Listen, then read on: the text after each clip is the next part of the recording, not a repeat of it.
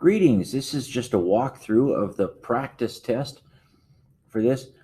This whole first page is a lot of vocabulary.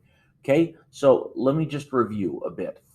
You're going to see words like parameter or sample, um, sampling method, population. Okay, there's a difference between the sample population and the population. The sample population is the sample. That's just a nice thing for a sample.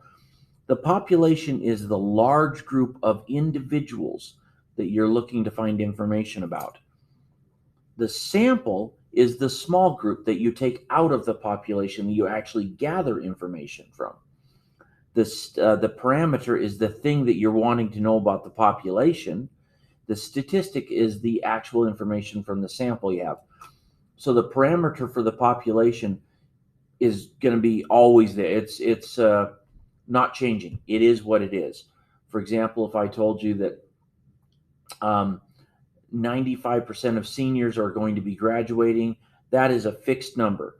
However, if I took a random sample of seniors and then I asked and I found are they graduating or not, that would change from sample to sample. So a statistic can be different from sample to sample, but the parameter is what it is. The sampling method is how I'm choosing. And you've got cluster sampling where let's start back up. Simple random sampling, where everybody in the population has a chance to be chosen and has an equal chance of being chosen. That's the one where you give everybody a number and then you choose random numbers, and the numbers you pick, they get sampled. You have cluster sampling, where you take the population and you split it up into groups, and then you randomly choose a group.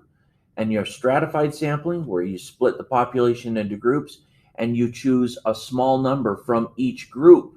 So a random sample from each group, and then all those little random samples get together to make a big sample. And then you've got convenience and volunteer. So let's look at this. The counseling department of West High School wants to know how many seniors are planning to attend college or vocational school after school. So I'm looking at this. They wanted to know how many seniors. So seniors at West High School, that's my population. That's the group that I want to know information about. They use a random number generator to select a sample of 100 students from a numeric list. So they used the entire list. There's no grouping. They used a random number generator to get samples off the whole list of seniors. That is going to be a simple random sample, and I'm looking ahead. The parameter of interest is how many seniors are planning to vote, the number or percent, I don't care, but of seniors who will attend, let's just say college or vocational school. The sample population, well, that's the 100 chosen seniors, because that's the samples, the 100 ones they chose. Should the data used to be make conclusions about the population? Yes. Okay. You can make conclusions about the population if the sample is randomly chosen. Okay. If your sample is randomly chosen from the population it's describing, then you can use it to describe it. Okay. If it wasn't randomly chosen, you can't. So let's move on to another one. Number two. A local company wants to know if a person would lose more weight by doing cardio workouts or weightlifting workouts. I think I would lose weight by just not eating so much candy or stuff. Speaking of, there's an M&M. Okay. They determine which employees are interested in losing weight. Okay. And then put them into two groups. I'm not sure why. Why they're putting or how they're putting them in two groups. So that's something that concerns me. After work each day, one group completes a cardio workout while the other group completes a weightlifting workout. So what's the population?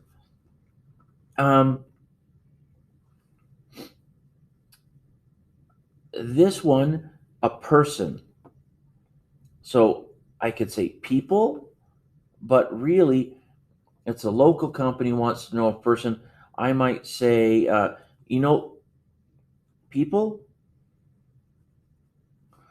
but I would say more specific, employees of this company. Employees of the company. Okay. So actually on this one, I would take either one of those because they never said they're only interested in employees, but they're choosing out of their employees. What type of study is it? Sample survey, observational study. This is actually an experiment because they did something. They determined which employees are interested in losing weight and then put them into two groups. They put them in the groups. It doesn't say they chose, they put them into groups. They gave them a treatment. So this is an experiment. If you say something's an experiment, you ought to be able to identify the treatment.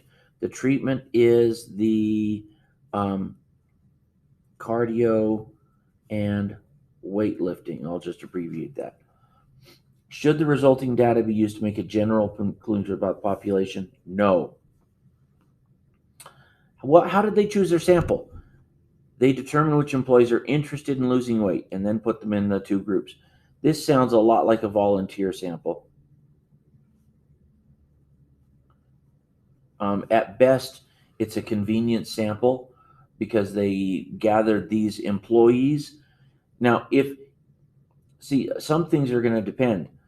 If their whole population is just people, then this is definitely a convenient sample because they only chose their employees because they're handy. But even their employees, they're interested in losing weight. In other words, they volunteered. They said, I want to lose weight. Let's participate. Volunteer sample. But either way, was certainly not a random sample. There's the key thing.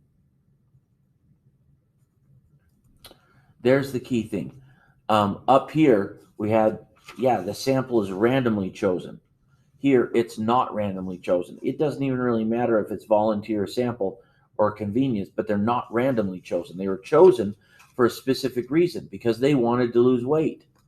Okay, let's look at this. Gallup wants to know what percentage of people voted for the Democratic presidential candidate. What percentage of people voted for the Democratic presidential candidate? So my population is voters. I can't just say people because people who voted. So that means they're voters. So I don't care about people who didn't vote. Okay. They conduct an exit poll at a random voting location. And ask voters who they voted for after they finished voting. Okay.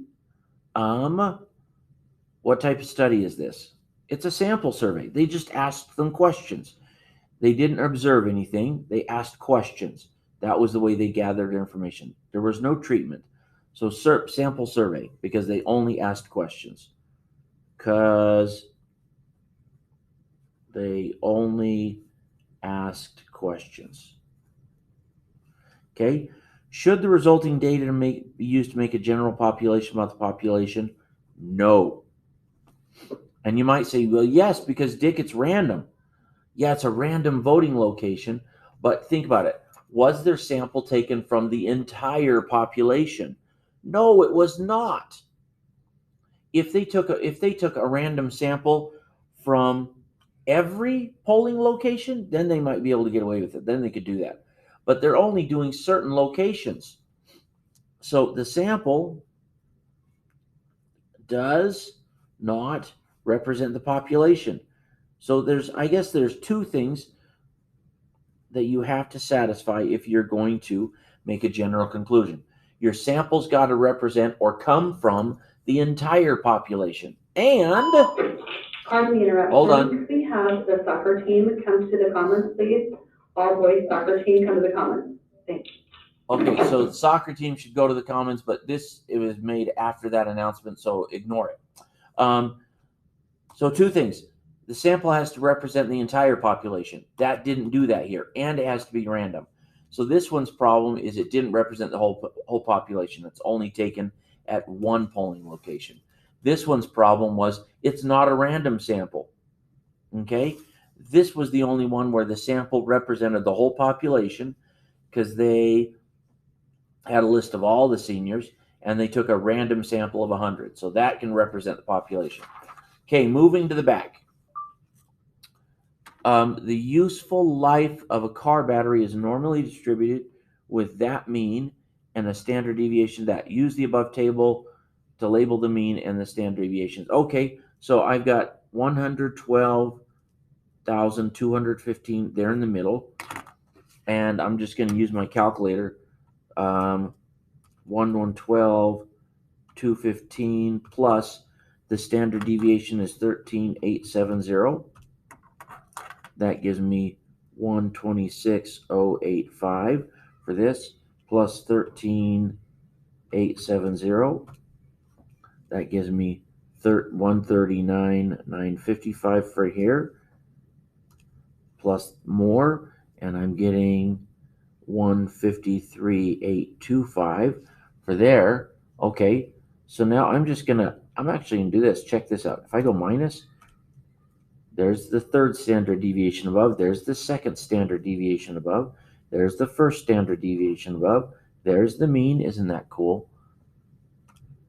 98,345. That's one standard deviation below. 98,345. 84,475. 84,475 is the two below. And three below is 70,605. So all I did was take this and I put that in the middle, and then I added this 13,870 every step. Now, looking ahead, empirical rule says 68% is there. Oops, you can't see that. Between one standard deviation more and less. So that means there's 34% here and 34% here. There is 95 between here and here. That tells me that, okay, 95. That tells me that there is half of 95. What's half of 95? 95 divided by 2. Oh, duh. 47.5. I remember that. That tells me there's 47.5 on the left and 47.5 on the right. So from like there to there. And if I do 47.5 take away 34, I get 13.5% there and there. Cool. Okay. I also know that if I go from there out 3,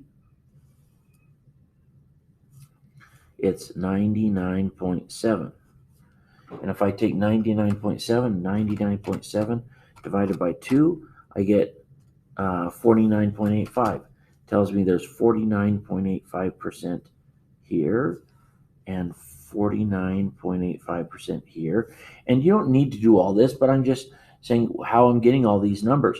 And if I do 49.85 minus a 47.5, I get 2.35. That tells me there's 2.35 here. Now I know that there's 50% there. And I know that there's 50% on the left side. If I do 50% minus a 49.85, I get 0.15 here. It tells me it's 0.15 here. Now. I labeled the mean. That was done. What percentage of batteries would you expect to last between this and this? So I'm going to do something really quick. 84.75. Where's that? That's 2 below. So 2 below the mean. And then 126.085. That's 1 above. So 2 below to 1 above. Well, 2 below, that means 68% there, so the 34 and the 34, plus this piece there, that's the 13.5%. Add that together, and I get the 68 plus 13.5 gives me 81.5%. So I would expect 81.5% of batteries to last between 84,475 miles and 126,085 miles. I would die and go to heaven if my battery lasted that long. Holy smokes, my battery seems to go out. I might have a problem with my truck. Or maybe this is just a bunch of garbage data. Maybe so, I don't know. Okay, if I have 1,520 batteries, how many of them would you expect to last more than 130? Well, where's 139,955? That's here, right? That's above 2 standard deviations. So above here. So that's the 2.35 plus the 0.15. 2.35 plus 0.15 means 2.5%. Okay. Now, well, wait a second. I almost lost that. I almost lost these points because check it out. It didn't ask what percent, like number 5. It asked how many. If I have 1,525 batteries, how many is 2.5? So I just need to go, what's 2.5% of 1,520? Well, to do that, I just multiply 0.025 times 1520, and I get 38. So 38 batteries. I expect out of 1,520 batteries, I expect 38 of them to last that long.